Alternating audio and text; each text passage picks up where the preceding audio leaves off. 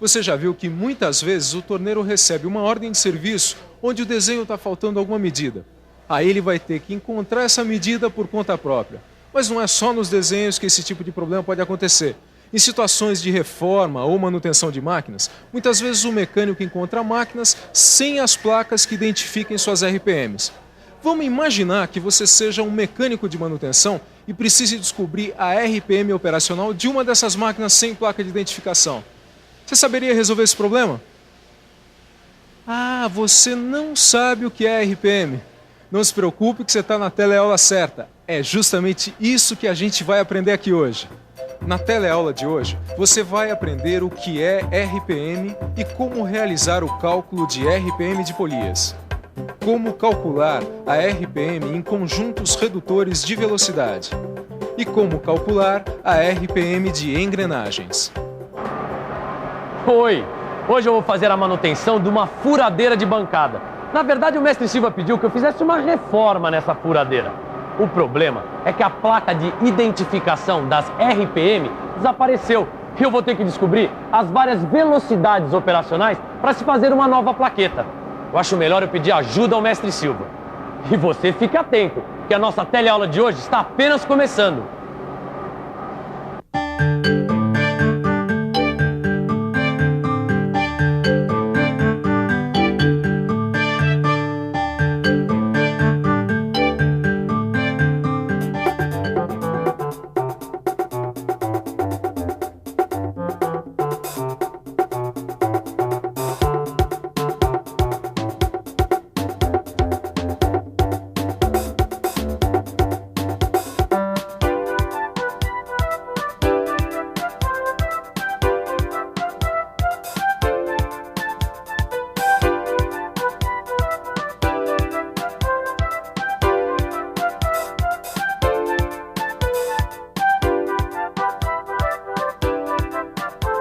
A velocidade dos motores de uma máquina é dada em RPM. E RPM é uma sigla que significa rotações por minuto, ou seja, o número de voltas que um eixo, uma polia ou uma engrenagem dão em um minuto.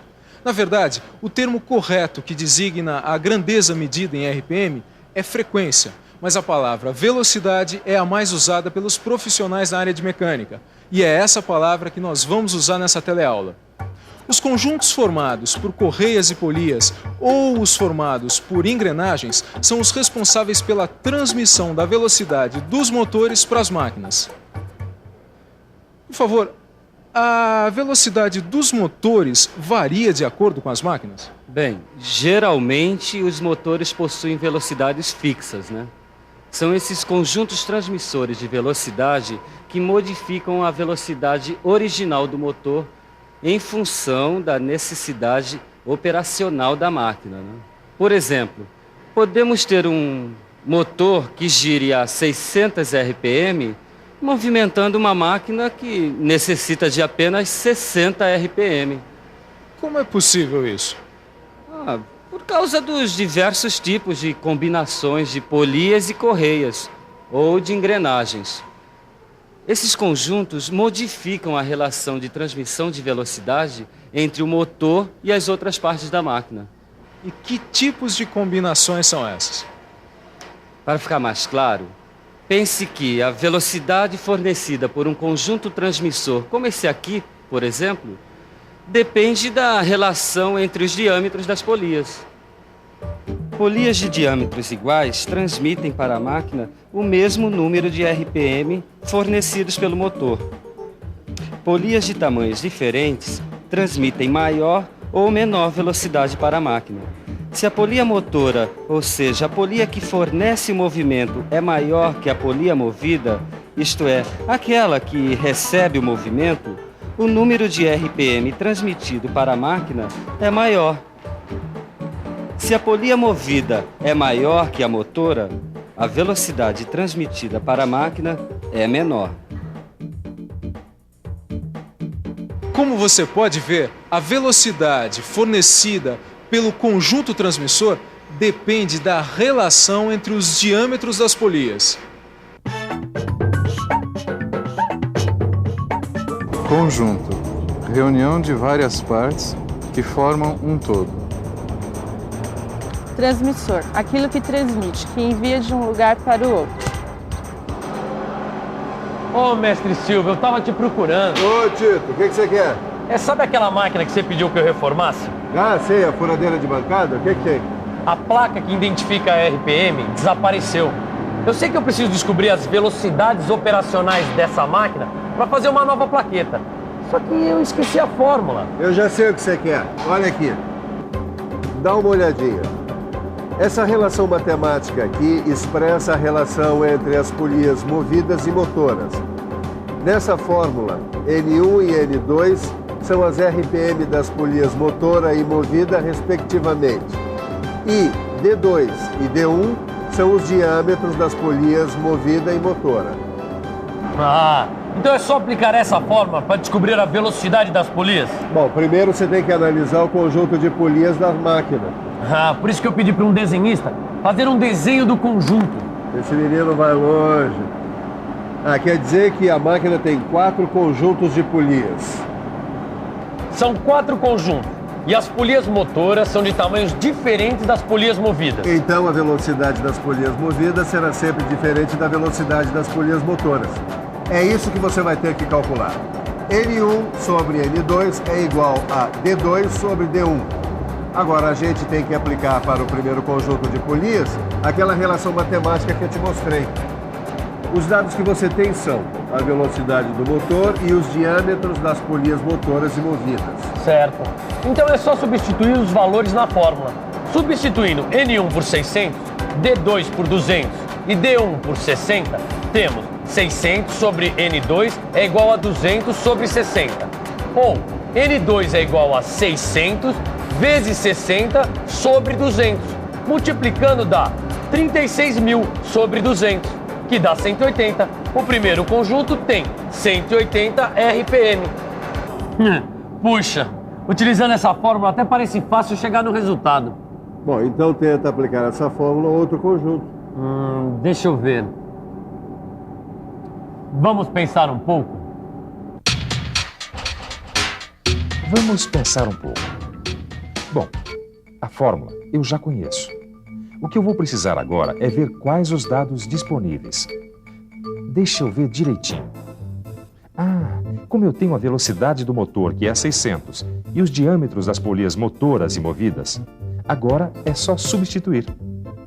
Então fica 600 sobre N2 igual a 150 sobre 100. E agora? Ah, já sei. Vou separar a incógnita e formar a equação N2 igual a 600 vezes 100 sobre 150. Agora eu vou multiplicar 600 por 100, que vai dar 60.000. Então fica 60.000 dividido por 150, que dá 400. Pronto. Achei a velocidade da polia de diâmetro 150. É 400 RPM. 400 RPM. Bom, agora eu posso voltar ao meu trabalho. Muito obrigado, hein, mestre Silva? É, que isso. Precisando é só chamar.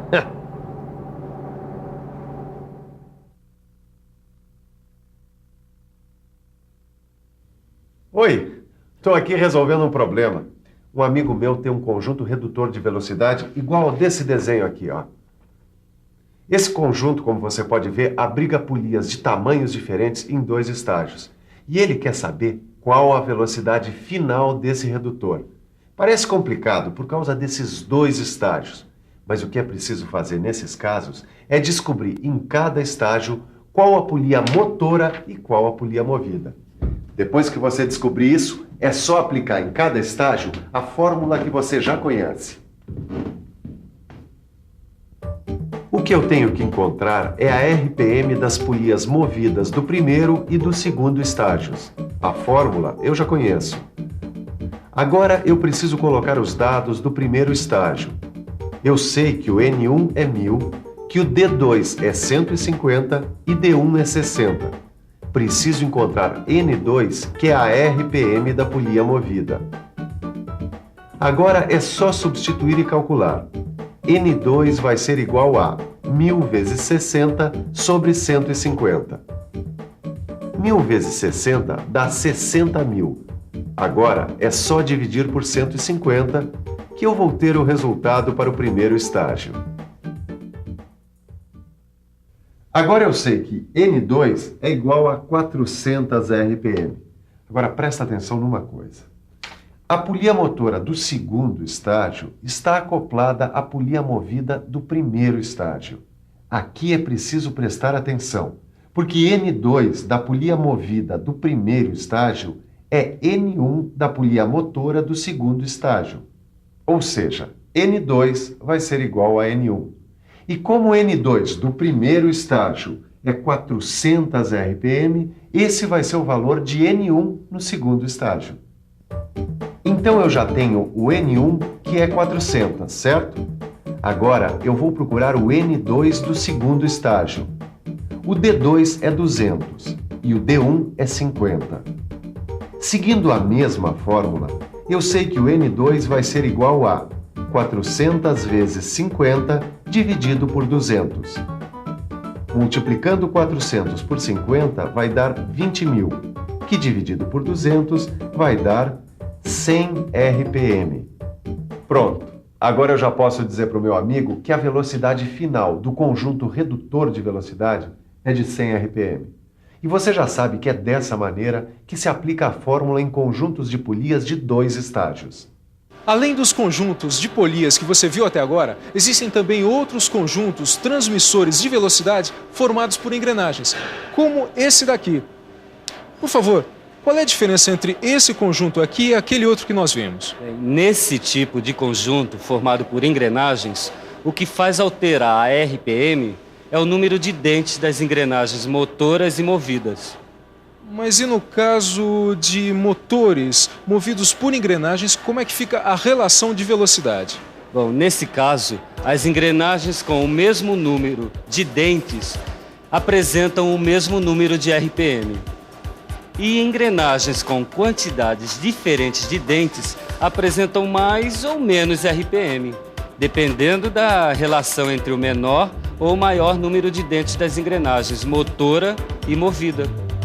Como você viu, nos conjuntos de polias, a velocidade transmitida para a máquina depende da relação entre os seus diâmetros. No caso dos conjuntos de engrenagens, a velocidade transmitida para as máquinas depende da relação entre os seus números de dentes. Ei, Titão, como é que tá lá o serviço? Ah, tá tudo certinho. Aliás, eu tenho uma dúvida. É? Se em vez de polia eu tivesse que calcular a RPM num conjunto movido por engrenagens, a fórmula seria a mesma? Claro, a fórmula seria a mesma. Só que em lugar de D você ia colocar a letra Z, sendo que N1 e N2 são as RPM das engrenagens motor e movida. E Z2 e Z1 são o número de dentes das engrenagens movida e motora. Ah, bom, é melhor eu anotar isso antes que eu esqueça. Bom, agora é hora da comida. Enquanto a gente almoça, que tal uma boa revisão? E atenção, se liga aí, que é hora da revisão. Na teleaula de hoje, você viu que a velocidade dos motores é dada em RPM. Aprendeu a calcular a RPM de um conjunto de polias, de um conjunto redutor de velocidade e, afinal, aprendeu também a calcular a RPM de um conjunto formado por engrenagens. Hoje você aprendeu que a velocidade dos motores é dada em RPM. Agora você sabe a forma de calcular a velocidade do seu aprendizado?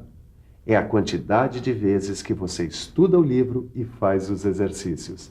Neles você vai colocar em prática tudo o que aprendeu. Até a próxima!